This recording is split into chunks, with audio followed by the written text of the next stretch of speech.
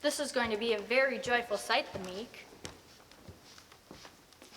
Ah, what is this light? Is it moving towards me? This angel will guide us. Come, follow me this way. Yo, teach, how is it true that a virtue shared by all is more beneficial than a virtue shared by just a few?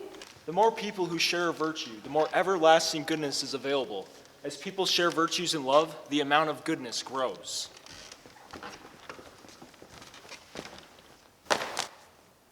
Look out, don't lose me here. Virgil, are those voices I hear? Yes. Are those shades? Yes, they are. They're being purged of the sin of wrath. And who are you whose body cleans our smoke? You speak as though you still belong to those who measure time by calendars.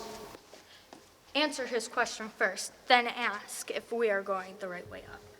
O creature, you who cleanse your soul to give it back, made beautiful to God, and you will hear wonders if you come with me. I'll go as far as I'm allowed. Although we can't see each other, at least we can hear each other. Still wrapped in moral bonds that death has yet to loose, I climbed to heaven. And through the pains of hell I have come here, since God has given me the special grace of his desire that I should see his court by means unknown to men of our own day. Please tell me who you were before you died. And tell me, too, is this the way to reach the passage up? Your words shall be our guide. This is an angel of the Lord who comes to show us the ascent before we ask and hides himself in our radiance. He treats as a man would treat himself, who sees the need but waits for the request, already in half quality of denial. So let our feet obey his call and climb as far as possible while there is light, for we may not ascend once it grows dark. Blessed are the peacemakers, those who feel no pain. Why am I becoming so weak? Father, what offense is being purged here on this terrace? Even though I have stopped walking, please don't stop talking to me. That love of good which failed to satisfy the call of duty here is fortified. The oar, once sluggish, now is plied with zeal. But if you want to better understand this delay of yours, neither Creator nor his creatures ever, my son, lacked love. There are, as you well know, two kinds. The natural love, rational. Natural love may never be fault. The other may be choosing the wrong goal by insufficient or excessive zeal. While it is fixed on the eternal good and observes temperance, loving worldly goods, it cannot be the cause of sinful joys.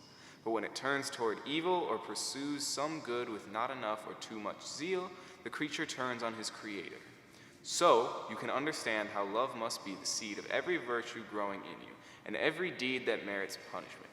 Now, since it is a fact that love cannot ignore the welfare of its loving self, there is nothing in this world can hate itself, and since no being can be conceived as being all in itself, severed from the first being, no creature has the power to hate his God. And so it follows, if I argue well, the evil that man loves must be his neighbor's. This love springs up three ways in mortal clay. There's the man who sees his own success connected to his neighbor's downfall. Thus he longs to see him fall from eminence. Next, he who fears to lose honor and fame, power and favor. If his neighbor rises, vexed by this good, he wishes for the worst.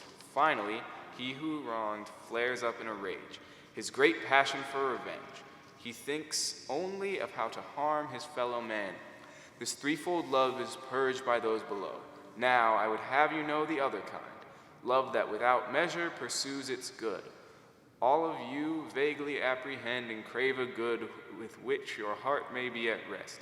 And so each of you strives to reach that goal. If you aspire to it, or grasp with only lukewarm love, then on this ledge you will be punished. Once you have confessed, another good there is. It brings not joy, not perfect jot, for it is not the true essence. The fruit and root of every good, the love that yields excessively, to this is purged above us on three terraces. But how the nature of such love is threefold, I would have you discover for yourself.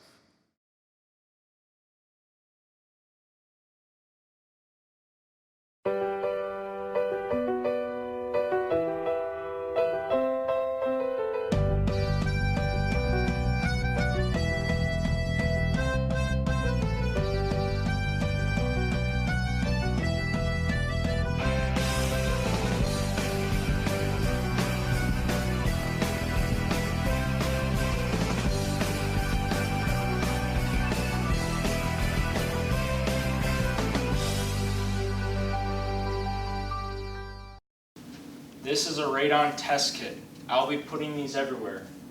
Please don't throw these out. Hey, this is a radon test kit. Please don't throw these out.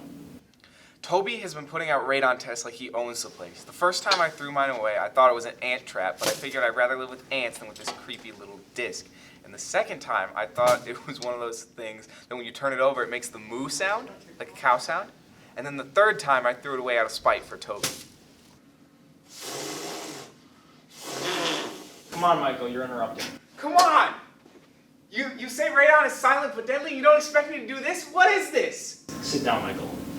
We're not gonna die of radon, we're gonna die of boredom. And if I had a gun with 2 bullets, and I was in a room with Hitler, Bin Laden, and Toby, I'd shoot Toby twice.